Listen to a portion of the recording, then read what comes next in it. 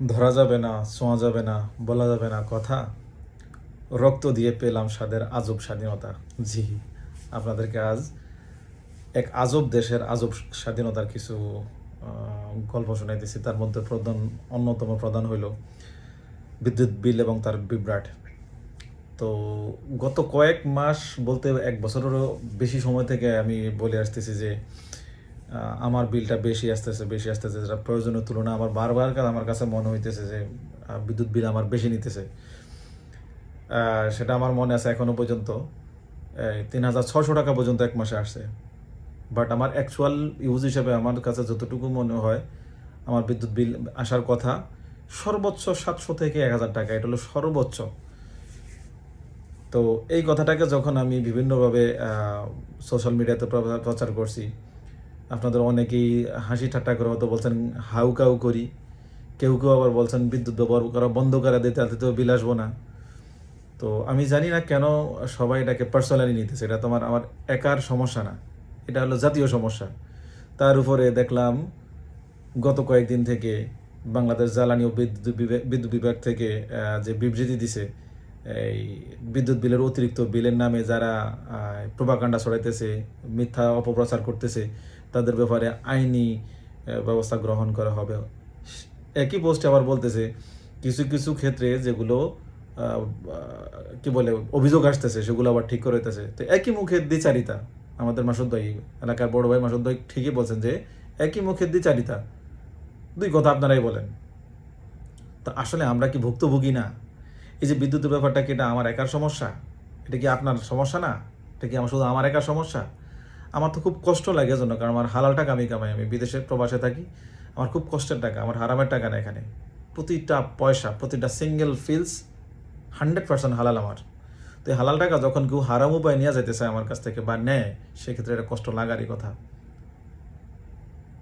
তো সবচেয়ে মজার ব্যাপার হলো আমি গত কয়েক মাস, এবার আমি দেশে গেছি আরও, আমার 3 মাসের বিল আসছিল প্রায় 6,000 কত টাকা যেন পেন্ডিং ছিল। এক মাসে 17,000 1700 টাকা, এক মাসে 2700 টাকা, এক মাসে 2400, বাইরে ঘুমছে মোরলেস প্রায় 6,000 কত টাকা যেন ছিল আমার বিল। তো আমি দিয়ে আসছি।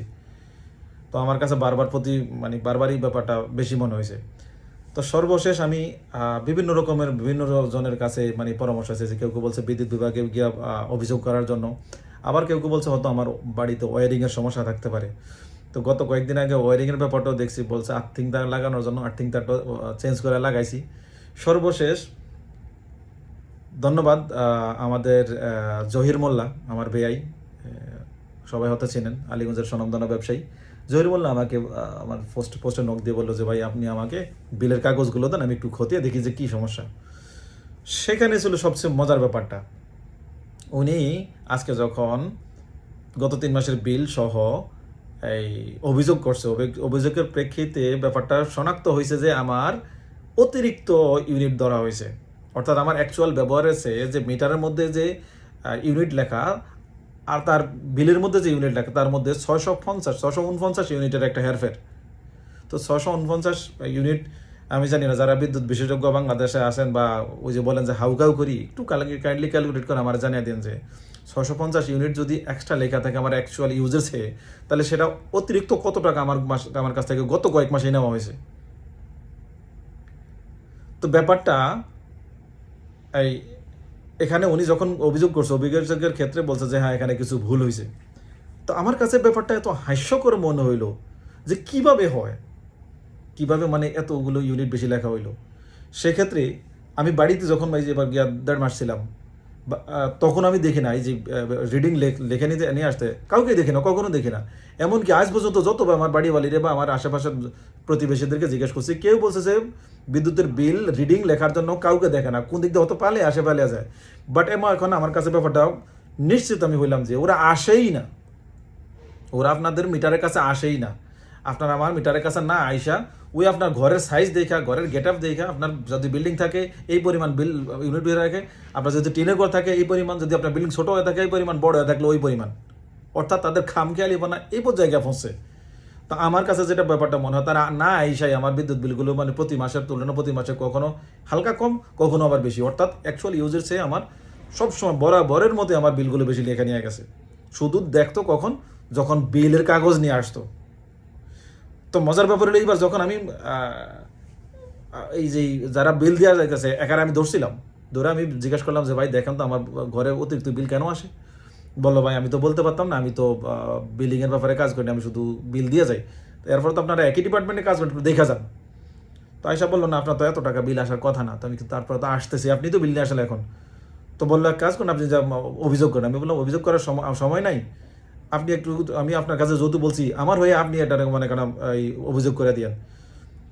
তো ওনার আমি বললাম দেখেন আমার এত টাকা বিল কেন আসতেছে, আমার ঘরের ভিতরে আপনি নিজে এসে দেখেন, কলকারখানাও নাই, কোনো ফ্যাক্টরি নাই, কোনো কিছু নেই, হিউজ পরিমাণে এমন কিছু চালাইও না।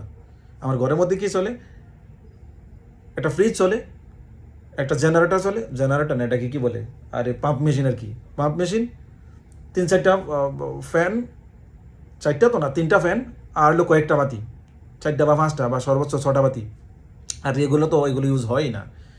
আর কি পরিমাণ বা কারেন্ট থাকে, লোডশেডিং হয় সেটা তো আপনারা সবাই আমার সে ভালো জানেন। তো এই ইউজে তো আমার এত টাকা বিল আসার কথা না। তো উনি বললেন হ্যাঁ না এত টাকা তো বিল আসার কথা না। তো ওনাকে অভিযোগ করার পরে পরপর 2 মাসে আমার 1 মাসে বিল আসছিল 750 টাকা, যদিও তখন শীতকাল ছিল, এই জানুয়ারি বা ফেব্রুয়ারি দিকে 750 টাকা, 1 মাসে আসছে 900 টাকা। তো আমার কাছে যতটুকু মনে হয় ওইটাই আমার অ্যাকচুয়াল ব্যবহার, ওইটাই আমার অ্যাকচুয়াল বিল।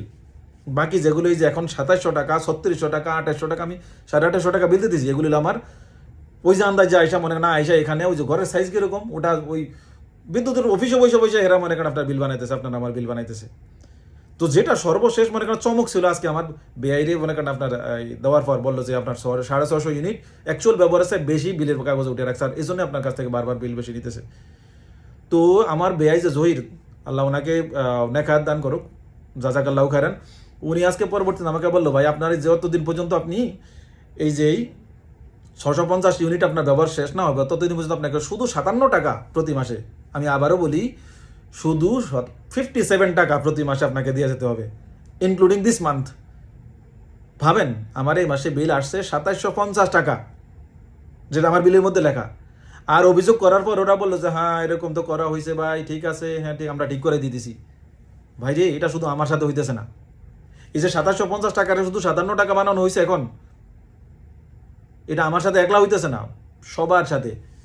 আপনি জ্বালানি মন্ত্রী হয়েছেন, আপনি বিদ্যুৎ মন্ত্রী হয়েছেন, আপনি ওখানে থেকে বলেন সবাইকে জেলে দেওয়া হইব, ধরা হইব, পুলিশে ধরা হইব, আপনাকে সরকারের বিরুদ্ধে কথা বললে মুখে কথা। আরে ভাই কয়জনকে আপনি জেলে দিবেন, কয়জনকে আপনি জেলে দিবেন? গত কয়েকদিনে তো আমি দেখছি বাংলাদেশের প্রায় 1/3 মানুষ, কিছু কিছু মানুষ ছাড়া, কিছু কিছু সুবিধাভোগী মানুষ ছাড়া 1/3 মানুষ এই কথাগুলো, এই বিদ্যুৎ নিয়ে কথা বলতেছে। 1/3 না, ব্যাপারটা হয়তো 50% আমার যতটুকু সোশ্যাল মিডিয়াতে গেলে বোঝা যায়। তা আপনি কি সবাইকে জেলে ভরে দিবেন? আপনার জেল কি এতই বড়? পুরো বাংলাদেশকে জেল বানালে তো মানুষকে আপনি জেলে রাখতে পারবেন না। তো বাংলাদেশ আজব দেশ, এই জন্য শুরুতেও বলছিলাম বাংলাদেশ এক আজব দেশ। এই আজব স্বাধীনতা পাওয়ার জন্য আমরা বারবার ভোট দিই, আর এক এক আজব সরকার আমাদের কাঁধের মধ্যে চাইবা বসে, আজ যেমনি পারতেছে জুলুম করতেছে, আর আমরা সাধারণ পাবলিক ব্যাপারটাকে মানে নিতেছি। কি করা, আমরা তো এই মানে অসহায়। যেই ভূত আমাদের কান্দে চাইবে বসুক, ওই ভূতকে নিয়ে আমরা 5 বছর 7 বছর 10 বছর 17 বছর আমাদেরকে কাটাইতে হয়। তো ব্যাপারটা খামখেয়ালিপনা করতে করতে, জুলুম করতে করতে মানুষ যখন মানে জুলুমের সর্বশেষ পর্যায়ে পৌঁছা যায়, তা আপনারা তো ইতিহাস থেকে শিক্ষা নেওয়া দরকার, জুলুমের সর্বশেষ পরিণতি কী হয়েছে। তো এটা শুধু আমার কথা না, বিদ্যুৎ বিভাগ সহ যে সকল বিভাগে দুর্নীতি হইতেছে, এরকম আমলাতন্ত্র হইতেছে বা মানুষের প্রতি জুলুম করে হইতেছে, এটাই মোক্ষম সময়, জুলুম বন্ধ করেন, জনগণের কাতার আয়সা দাঁড়ান, শোষণ করেন না, সুশাসন করেন। ধন্যবাদ সবাইকে।